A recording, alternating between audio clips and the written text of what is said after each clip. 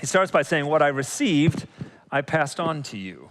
Paul received the message of the ragman, not only from Jesus himself, but also from Jesus' friends as well, who shared the story of Christ with him.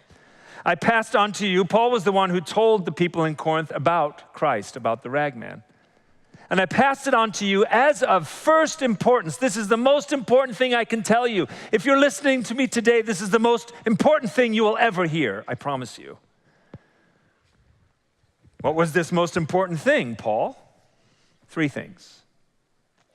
That Christ died for our sins according to the Scriptures. Christ died. The ragman died.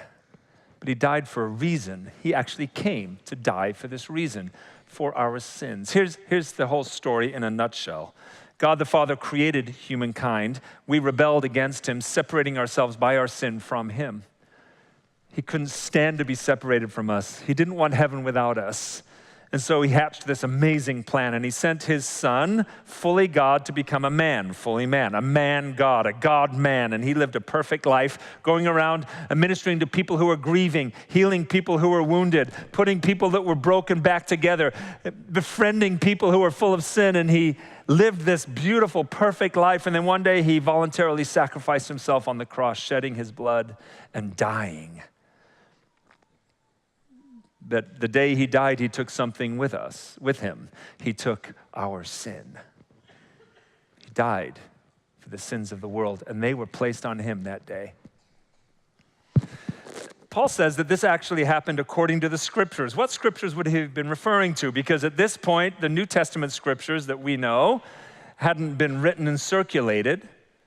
So he's obviously talking about the Old Testament Scriptures. So where in the Old Testament does it say that he will die for our sins?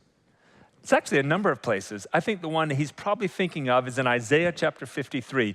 It's a beautiful chapter. If you've never read it, I encourage you to.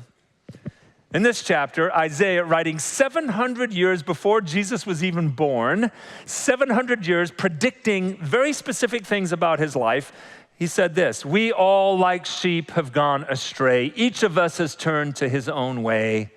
And the Lord has laid on him, on the ragman, on Christ, the iniquity of us all." Iniquity is just a fancy word for sin. The sin of us all, the sin of all mankind was predicted to be laid on Jesus. And here's what Paul was saying when he wrote to the people in Corinth. He was saying what was predicted actually happened in history. This isn't just a cool story. This is history. On a dark day outside Jerusalem, Jesus actually died and took the sins of the world with him.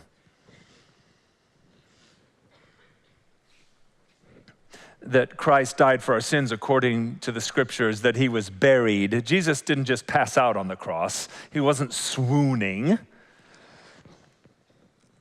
He was dead. So dead that when they stuck a spear in him, blood and water came out. He was dead.